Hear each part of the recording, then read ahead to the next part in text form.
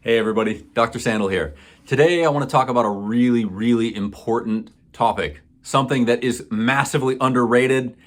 It's sleep. Everyone needs sleep.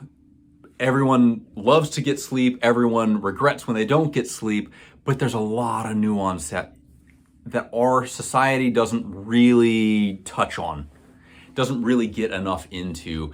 And in the biohacking community, which is what we've been talking about a little bit recently, this idea of biohacking sleep is something that catches a lot of attention because the way that your body mechanically functions, what to say of psychologically, is highly wired to your circadian rhythms. If you can optimize your circadian rhythm, if you can optimize your sleep patterns, then so many other things in your broad health get affected. Now, this is maybe kind of a no-brainer, but simultaneously I think bears repeating because we tend to accidentally oversimplify our healthcare. That's one of the dogmas of mainstream medicine that we really have to be conscientious about. When we talk about sleep, when we have conversations about sleep, we aren't thinking about the big picture of sleep. We aren't thinking about sleep as that affects our entire balance of health. People need to be reminded of things like getting good sleep is critical to producing testosterone. It's critical for reducing cortisol. That will let you perform better at the gym. It'll let you perform better at work. It makes you a more confident person.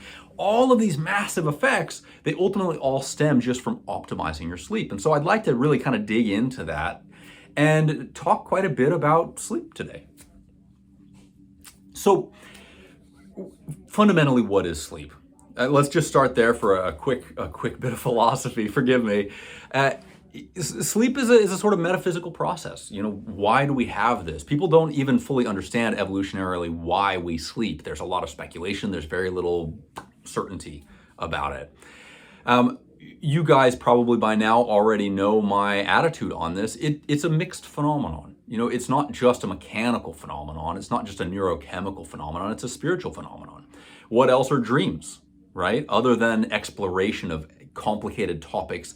But when we get sleep, all of these amazing things happen, and we have to be mindful to make our sleep as in line with our goals as possible.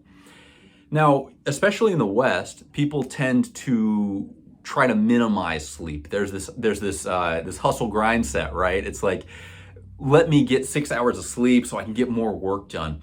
And I think those of you who are watching, you guys probably realize you've seen friends who might have done that at some point in their lives, and they become comically inefficient over time. Like, it's very ironic. You know, one would think, oh, I'm getting less sleep, I'm going to be more productive. But actually, very few people do well with that. Ironically, we're much more efficient. We get much more done if we optimize our sleep patterns. This is an open secret. And when we get good sleep, everything just goes better. So the first thing to know about sleep is that you need plenty of it. There is some individual variation on this. There are some people legitimately who need less sleep than other people. And there are a lot of speculations on why this happens. Probably this relates largely to detoxification pathways and NAD plus intercellular mitochondrial pathways, energy production. We know that there are individuals who just run those processes more efficiently. And we know that sleep is used to upregulate those processes. So if you happen to not have a lucky genetic draw on that, you're probably going to need more sleep to make up for that. Whereas the very rare individual who legitimately only needs 6 hours of sleep and feels like $1 million on that long term, they probably got a genetic lucky hand there. Now, that's okay. You know, they say that comparison is the thief of joy. You know, if you're someone who needs 9.5 hours of sleep to feel fabulous, please just do that. You will be the best you if you get the sleep that you need.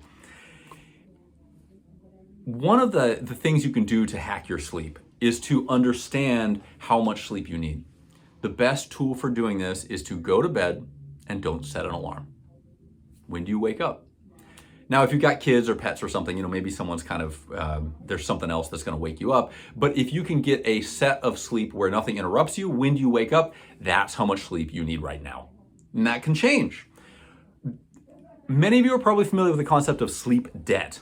That is unfortunately a very real thing. If you're one of those people who tried to white knuckle through college and just lived on caffeine and you lost a lot of sleep, unfortunately you owe debt in addition to your student debt to the government. Sleep debt is a very real thing. It would be great if it just vanished when we ignored it, but it doesn't work that way. If you ever go through a period where you're not getting great sleep, you have to pay that back. It's not necessarily one-to-one, but you're going to need to catch up. Now, how do you know where you're at? Well, same story. Go to sleep. Don't set an alarm. How much sleep do you get? When do you wake up? How many hours have you had? That's how much sleep you need right then. Your body actually does a wonderful job of communicating to you and telling you what you need. So one of the lines that I tend to repeat, perhaps too much, is that consciousness or awareness is the root of health. Very important. Listen to your body. It'll tell you what it needs. That's an enormous biohack, by the way. If you're into biohacking, listen to your body, please. Gather data. Try new things. So, other ideas for sleep. First of all, make sure you're getting enough of it, right? Now, it's not uncommon that we get into positions where we just aren't sleeping great. We become light sleepers, or we have trouble falling asleep. Those are two different types of insomnia.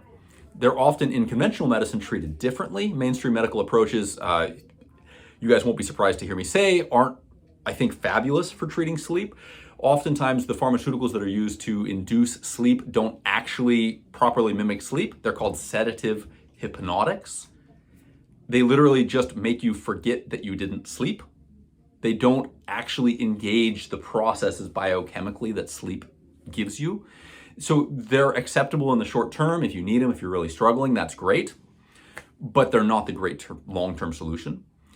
If you fall into either of these camps where you're having difficulty with sleep, either you're sleeping too lightly or you're having trouble getting to sleep, one of the first things to think about is what is going on with your nervous system.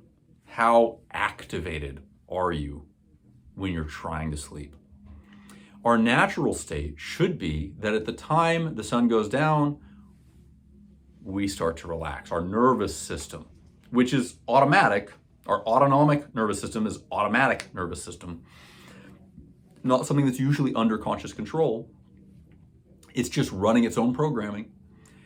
If that's activated in the evenings, you're not going to sleep as well. Now, I think a lot of people have experience with accidentally irritating this and then their sleep is totally upside down. If you have an argument right before bed, or if you change your neurochemistry by having a drink or smoking or something, there's some stimulation that happens before bed, your sleep usually goes out the window and you wake up and you go, God, I didn't sleep great, what happened? So everyone has this experience of the reverse side of this. You can biohack your sleep in such a way that you create the opposite, that you intentionally down-regulate your nervous system prior to sleep. And that's an enormous tip for getting great sleep. Now, surprise, surprise, our ancestors basically did this automatically because they didn't have artificial lights. What else are you gonna do? The sun goes down, you do your sleep ritual, that's it, great. Nowadays, we have the opportunity to stay up as long as we want. So we actually do have to proactively build in a sleep ritual, and we do have to proactively optimize our circadian rhythm. There's a lot of very intelligent folks who talk a lot about this. There's all sorts of cool people. Andrew Huberman, for instance, I just listened to a fun podcast that he did where he talked a lot about this. There's all sorts of different things that you can try. What's most important is finding something that works for you in your life. So keep it simple. Build a bedtime routine that includes a ritual at a set time. Try to keep that every day of the week. Your body, your circadian rhythm doesn't appreciate weekends. Those aren't different. We don't get to sleep in extra on the weekends and sleep less on the weekdays. It just doesn't work biologically. It's not optimal. You'll survive, but it's not optimal. So set a routine. That's enormous. How many of you out there listening just don't have a set sleep routine? It's like, I go to sleep when I get tired. Maybe when my work gets done, I'll, turn in. No, really try to have a ritual. Teach your body a habit. Another biohack for sleep, reduce blue light stimulation.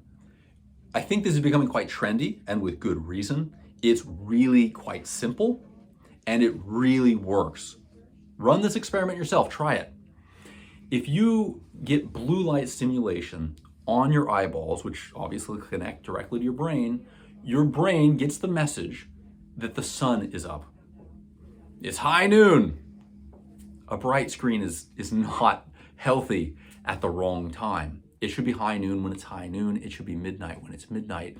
And if your brain is getting mixed message on that, what happens is all of that complicated circuitry, endocrinological circuitry, biochemistry in the body that is timed to your circadian rhythm. And we could do a whole 2-hour-long podcast about that. It all gets thrown upside down. So watch out for blue light. That's a huge, useful thing. Now, how do we do that? One of the best ways to do that for those of us who, have to work on our computers and have our screens and all this stuff is to get a nice pair of orange blue light blocking glasses. That's a great biohack for sleep. For a lot of people, just those two things will help. You have a routine, including a ritual. Your body goes, oh, this is the time I go to bed. Let me start to wind down the nervous system. And you avoid any sort of excess stimulation, such as blue light or alcohol or argumentation, anything too exciting. Those are great ways to downregulate the nervous system so you start to get into sleep. I want to keep this a little simple, guys. A lot of information out there, piles of information out there. We can just keep on going and going. I'm going to leave that for another video. I hope you guys enjoyed this. We'll get into more soon.